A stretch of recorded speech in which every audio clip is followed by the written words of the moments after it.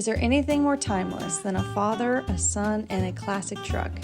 Behind this one lies a story of legacy, determination, and a bond that runs deeper than metal and paint. For the Newcomb family, this truck is far more than just a vehicle. It's a piece of their family history. Stick around to learn more about the story of this 72 C10. Shane Newcomb. Missy Newcomb. From Bell Buckle, Tennessee. This is our 72 Chevy C10 Deluxe. It belonged to my father. It's been in the business since the early 70s. He bought it used for about approximately 300 bucks. Oh man, I think it was 76, was it baby? 74, 76? Yeah.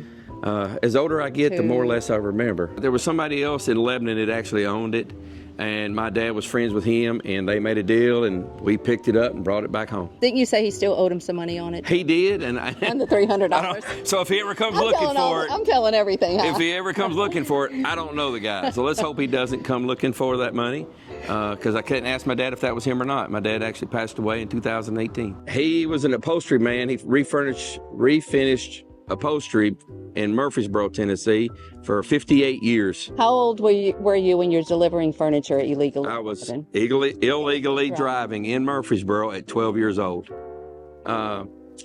It's definitely a sentimental piece for us.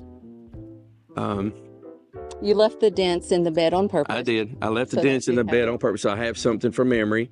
The bolts that hold the glove box on is the same color the truck was when we got it. And like I said, I've tried to build it to where I want it to look like before he passed away, and he never got to see it finished. I do have a photograph of him sitting in it as we were building it. We carry that around with us. We do. We carry that around with us. It stayed in his garage for approximately 14 years until I got it from him. He started getting dementia and Alzheimer's, and I just had to go get it and start working on it. Tell them about the ride when you picked it up. So my mom calls me and tells me that my cousin is there trying to get it from my dad. And my dad said, yeah, sure, you take it, go ahead. Well, they're trying to get it started.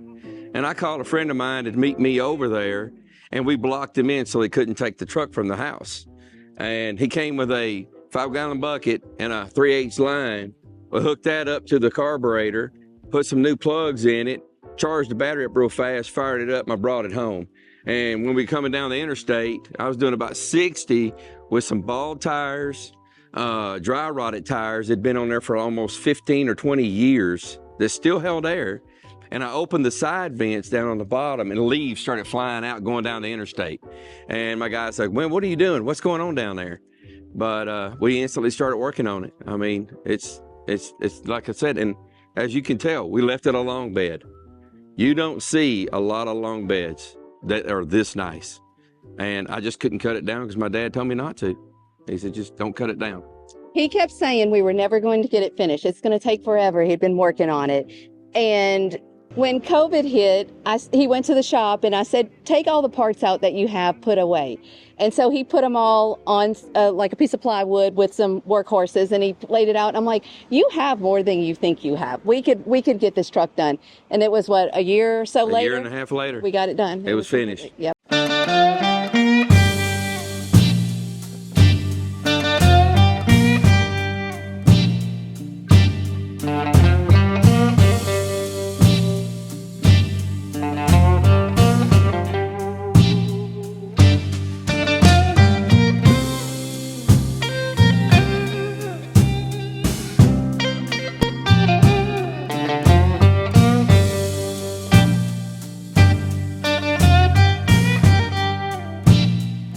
It's got the original motor in it. It's a 350 bored to a 355.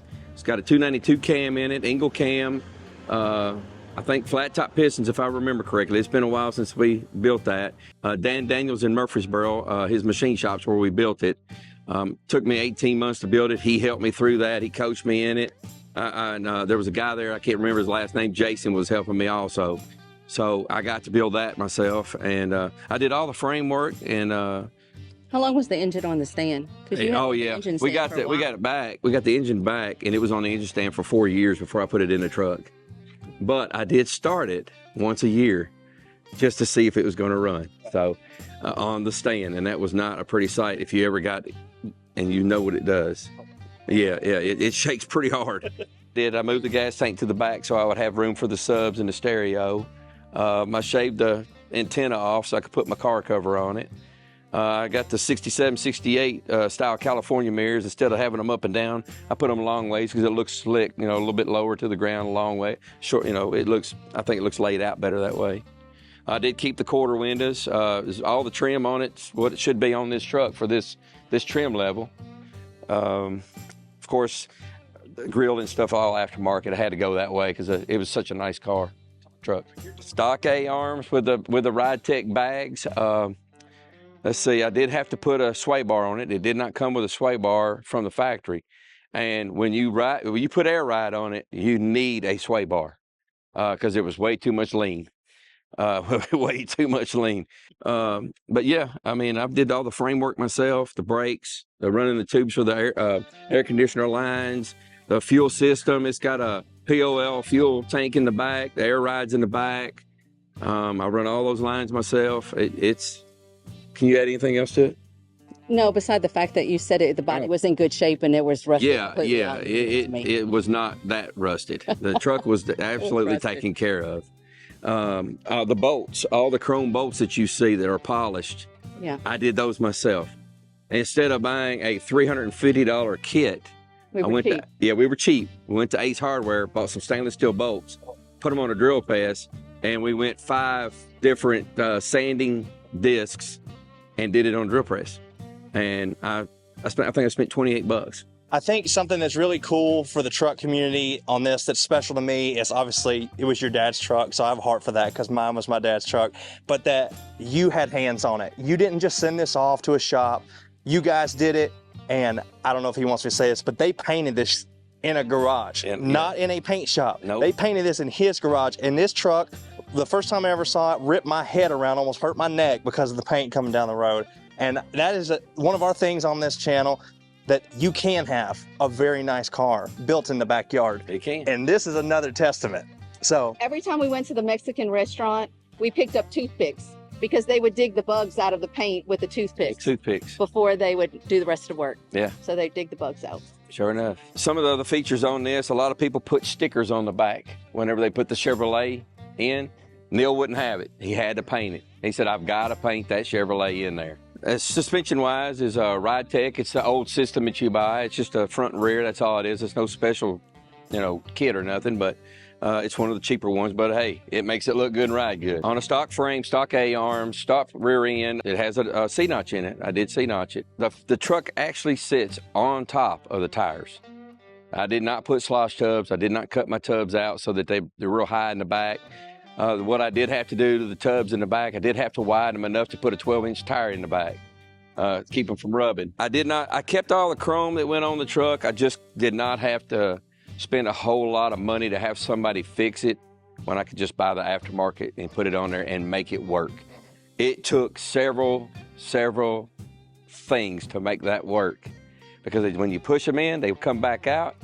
We cut air line, 1/4-inch air line to put in behind the clips to keep the clips from falling into the piece of chrome when we pushed it in, and they popped right in. You can't, and they're not going to, rot or deteriorate. So, little stuff like that. You had to rip the back piece off. I had to rip the back piece off Bama. before battling Bama. The day before, and go get another piece, and because I messed it up. Wheel size 8.5 on the front, 20 by 8.5. Back is 20 by 10.5. And like I said, I'm running a 12-inch tire in the back. I'm thinking it's a 295/40, and the front are 245/40. AC, vintage air, a stereo system. I've got all kicker competition in this truck. All the subs, the 6x9s, the 5 1/4. It's pushing 1 amp, and it's pushing only 600 watts due to the fact if it goes any higher, it knocks off the chrome off the back of the truck back there. I can't keep the chrome off. The subs are 10s, 2 10s, a shallow mount. It's Pioneer amp.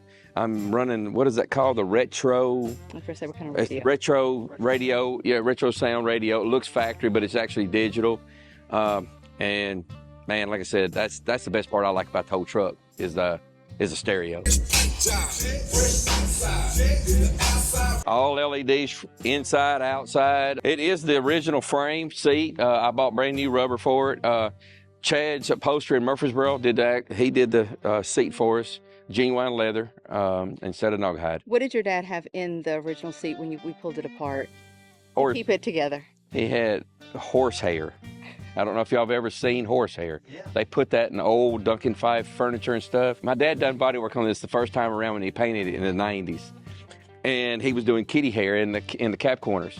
And he couldn't keep the kitty hair from falling through the hole. So he says, man, I got an idea. I know what I'm gonna do. So he goes inside and he grabs these pieces of foam rubber and sticks it down in the hole and lets it come out the side of the truck. And he takes a knife and he starts carving it so he could have something for it to stick to and bond. Instead of pulling it out when he was done, it was still left in there when I was tearing it down. That houndstooth, I went with it because I liked it better than the original custom deluxe seat. That actually, I think, is 67 to 68 model seat covering, where ours had the fancy little inlays and stuff in it. I just didn't like it because it wasn't cloth. It is a deluxe, so the only thing you got on it as a deluxe was hubcaps, front chrome bumper, heavy-duty suspension, and all the trim. The door panels are original. The door panels are original, other than us covering up where we put the houndstooth. I mean, we wanted something different because you don't just do the seat, so we did the door panels, made it look a little bit better, yeah. They're classic instruments.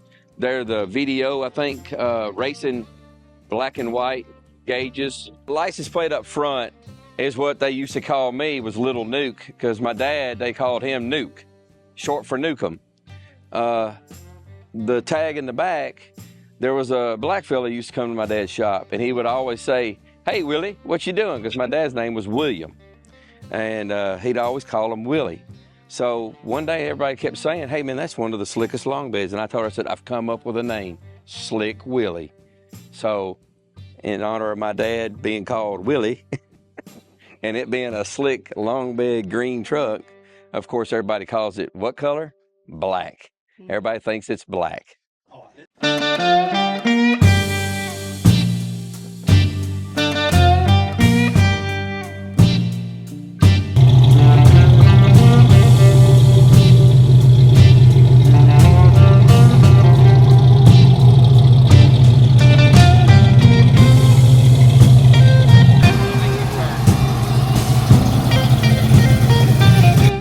I mean, we've won a lot of awards with it that we thought we'd never win. New shows we went to, and everybody loves the truck. Went to Battle in Bama in 21. Was it 21, right? Yes.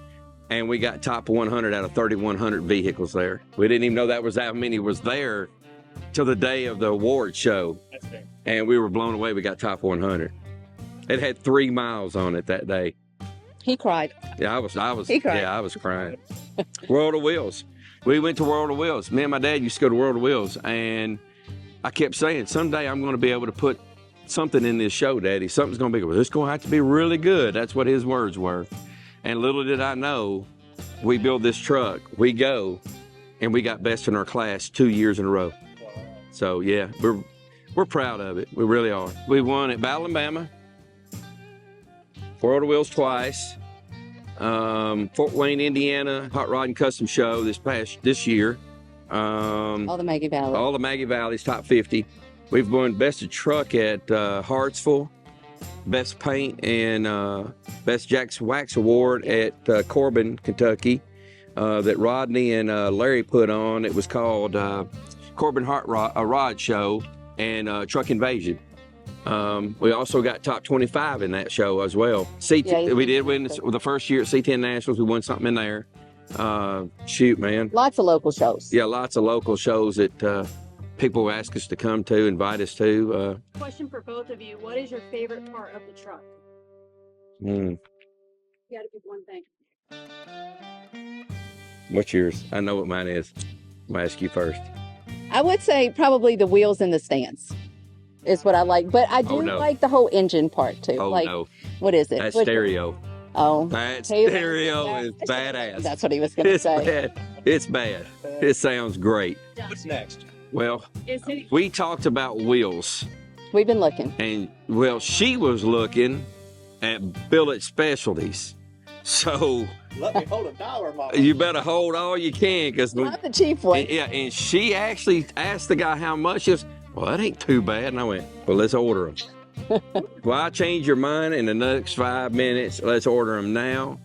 But we hadn't made our mind up what size or what type of wheel yet. It's a clean Murfreesboro truck. That's basically about it.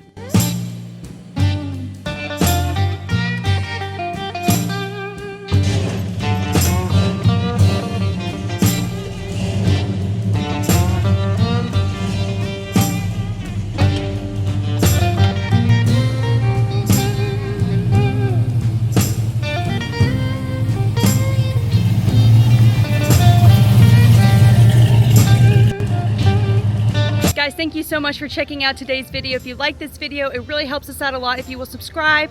Throw us a thumbs up before you leave. It costs you nothing and it's super helpful for our channel. We appreciate you guys being here. This was Babe Approved Rides. Tell someone about us.